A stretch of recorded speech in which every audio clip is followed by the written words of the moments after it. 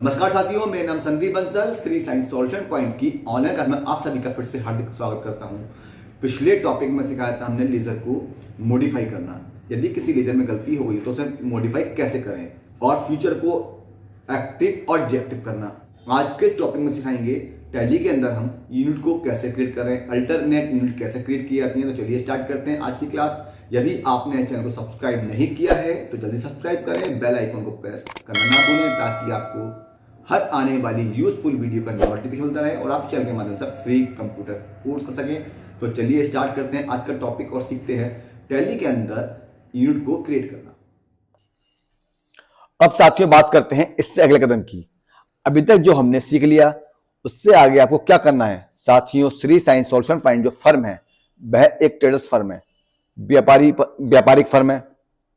हम इसमें प्रोडक्ट को परचेज भी करेंगे और सेल भी करेंगे। और जब हम प्रोडक्ट को परचेज करेंगे साथियों तो परचेज वाउचर में हम इसकी एंट्री करेंगे और जब सेल करेंगे साथियों तो सेल्स वाउचर में इसकी एंट्री करेंगे। परचेज और सेल्स करते समय प्रोडक्ट का नाम हम डायरेक्ट नहीं डाल सकते। हमको क्या करना होगा, जो भी प्रोडक्ट हम परचेज कर रहे हैं उसके नाम से हमें एक स्टॉक आइटम क्रिएट करना होगा और स्टॉक आइटम क्रिएट करने के साथ ही साथ उस स्टॉक आइटम को मापने की इकाई क्या है, क्योंकि हमें क्वांटिटी मेंटेन करनी है। मतलब मेरा एक स्टॉक प्रोडक्ट होगा शुगर। मान लीजिए मैं शुगर परचेज कर रहा हूं तो मुझे शुगर के नाम से एक स्टॉक आइटम क्रिएट करना होगा और इसके साथ ही साथ मैं क्वांटिटी भी मेंटेन करूंगा।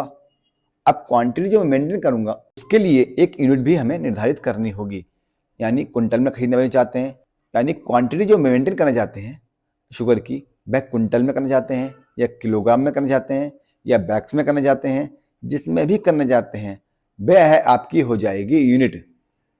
जो स्टॉक आइटम आप क्रिएट करने जाएंगे, जो प्रोडक्ट है उसके लिए आपको स्टॉक आइटम क्रिएट करना होगा।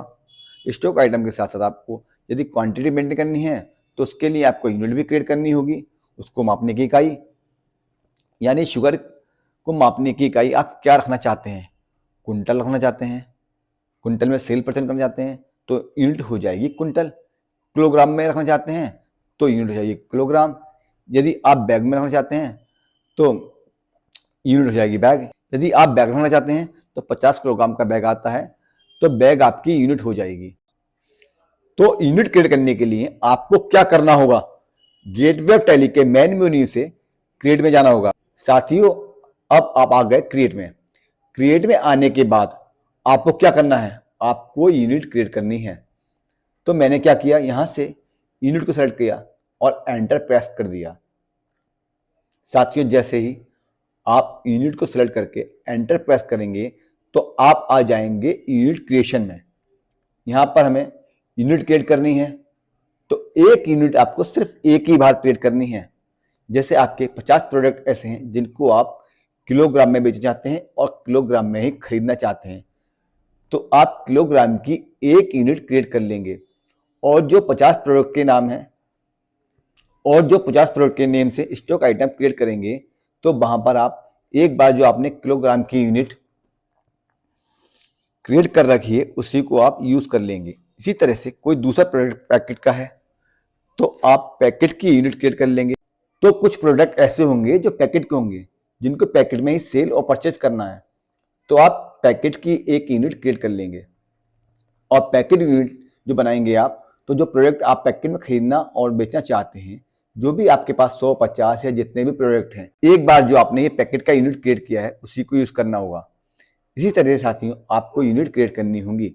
जब आप स्टॉक आइटम क्रिएट करने जाएंगे तो वहां पर आपको क्वांटिटी मेंटेन करना है तो यूनिट भी मेंशन करनी होगी। यूनिट कैसे क्रिएट करते हैं तो चलिए अभी जानते हैं। अब मैं यहाँ पर किलोग्राम की यूनिट क्रिएट करने जाता हूँ तो मैं सिंबल्स में क्या करूंगा, किलोग्राम को केजीएस कर दूंगा, यानी किलोग्राम की शॉर्ट फॉर्म यहाँ पर हमने लिख दी।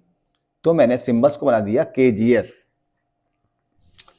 जिससे क्या होगा, जब हम सेल्स करने जाएंगे और सेल करते समय सेल्स की इनवॉइस की प्रिंट निकालेंगे तो वहां पर किलोग्राम की जगह केजीएस लिखकर आ जाएगा।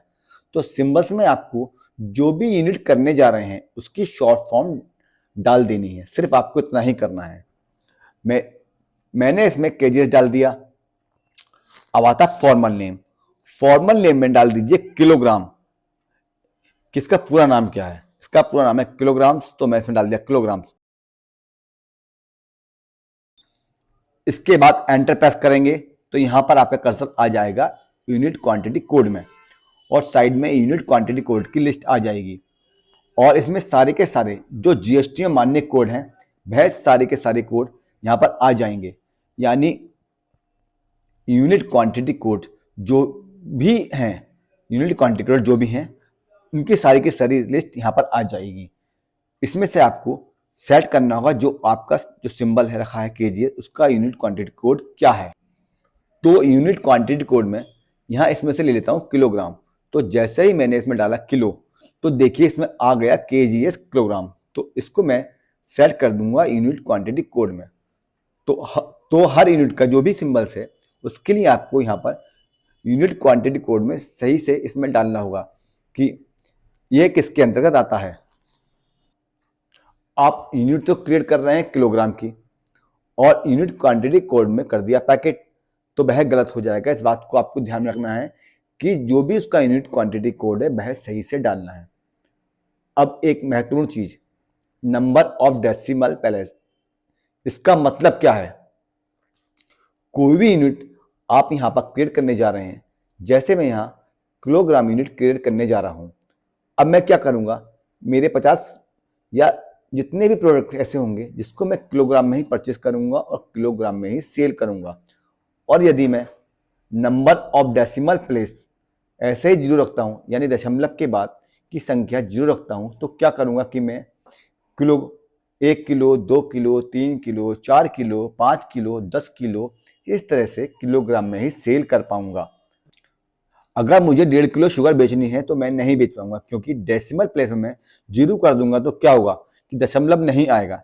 दशमलव के बाद 1.5 किलो बेचते हैं तो क्या होगा, 1.50 किलोग्राम आएगा। तो हमें दशमलव के बाद कम से कम एक तो चाहिए ही चाहिए।